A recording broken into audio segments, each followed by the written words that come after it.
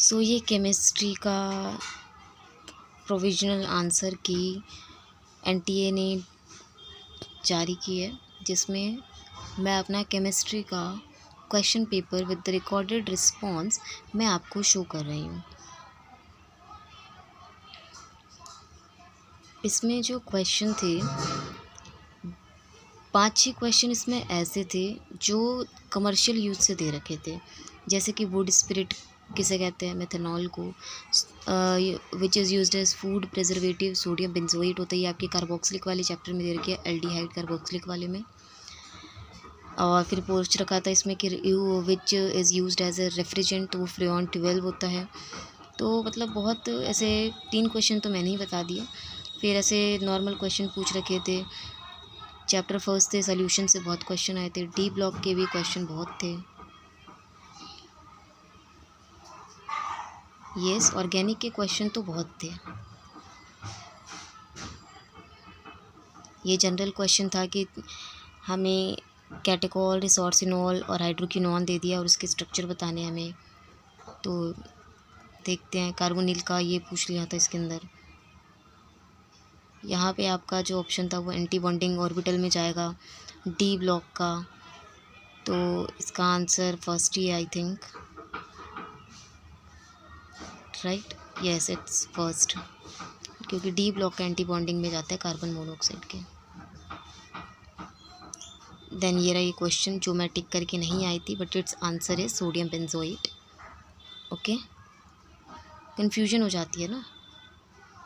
तो acidic strength का order तो बहुत इजी था। Then it is on the basis of unpaired electrons.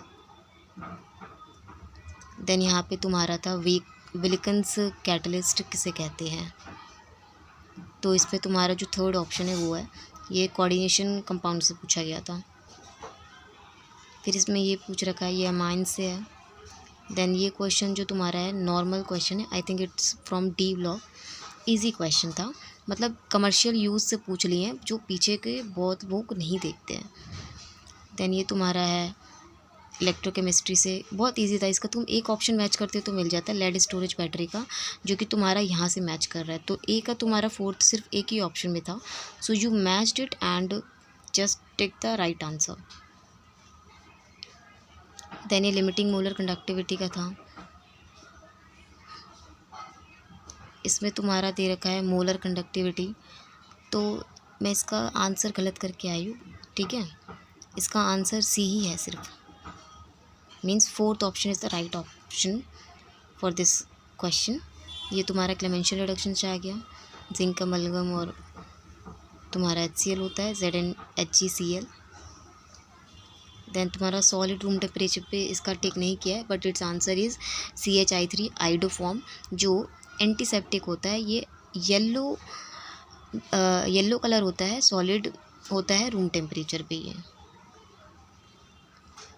Then ये वो क्वेश्चन है, एयर कंडीशनरिंग और रेफ्रिजरेंट में कौन सा यूज्ड होता है, तो फ्रेऑन 12 होता है यूज़।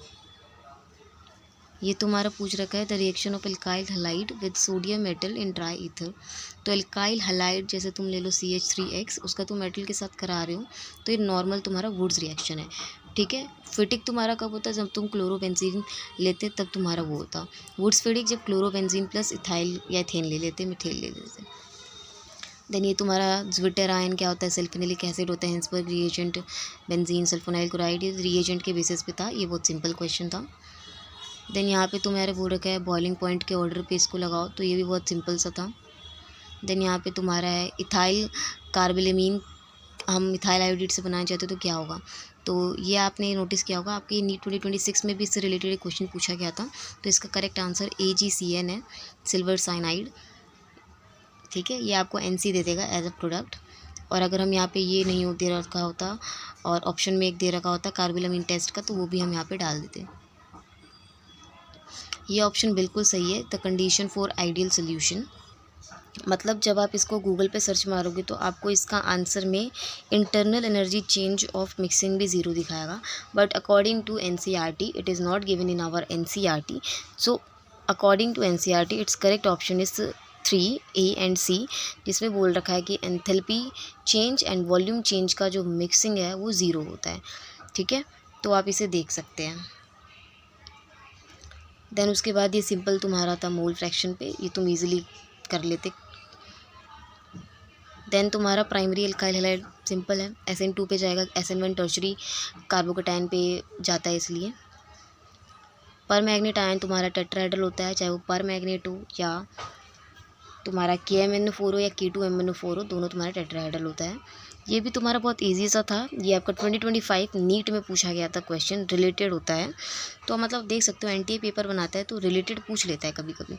ये तुम्हारा बॉइलिंग पॉइंट के इंक्रीजिंग ऑर्डर मोलैलिटी तुम्हें सेम दे रखी है, तो तुम्हें वेंटो फैक्टर के बेसिस पे तुम्हें इसे करेक्टराइज करना था और असेंडिंग ऑर्डर में लगाना था।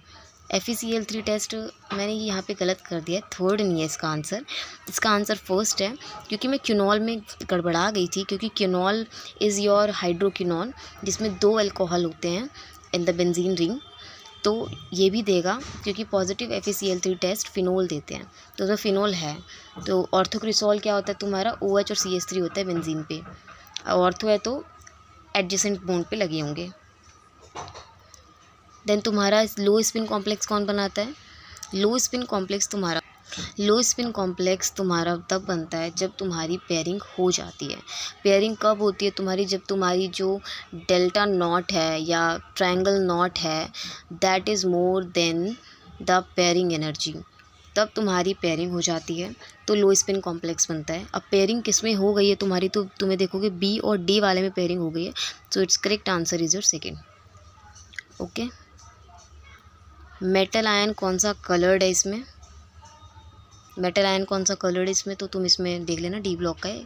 वुड स्पिरिट जो मैंने बताया था मिथेनॉल होता है। ये तो सिंपल क्वेश्चन थे, जो तुम पढ़ के गए होगे तो तुम्हें पता चल गया। 2,4-DNP टेस्ट कौन देता है, तो सारे कार्बोनिल देते हैं। COH देता बट फॉर्मिक एसिड वाला देता, ये तुम्हारा इथेनोइक एसिड है, ठीक है।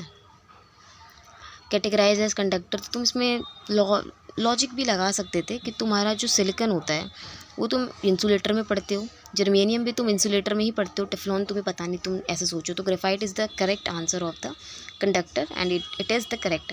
Now there is a paragraph vitamins और न्यूक्लिक एसिड्स पे दे रखा था, ये से रीड नहीं भी करोगे तो you will get the correct answer of each question, ठीक है। DNA पे था वाइटामिन्स अमीनो एसिड्स को तुम हाइड्रोलाइज करोगे तो तुम्हें क्या मिलेगा, विटामिन C की कमी से तुम्हें स्कर्वी मिलेगा, एंड राइबोफ्लोविन को विटामिन B2 कहते हो, विटामिन B6 को पायरोडिक्सिन कहते हो तुम, ठीक है। ब्लीडिंग ऑफ गम्स की डेफिशिएंसी तुम्हें according to me it's vitamin D, क्योंकि vitamin C is for scurvy according to in our NCERT, right. Rate law third कह रही हूँ, yes third chapter chemical kinetics से आ गया था। तुम्हें यहाँ पे लगाना था हाफ लाइफ ऑर्डर फर्स्ट का जो होता है T½ = 0.693/K, just you have to solve it. The order of reaction then, ठीक है। What is given by elementary reaction, तुम्हें बताना चाहिए कौन सी रिएक्शन है। देन ये तुम्हारा सिंपल है, ठीक है।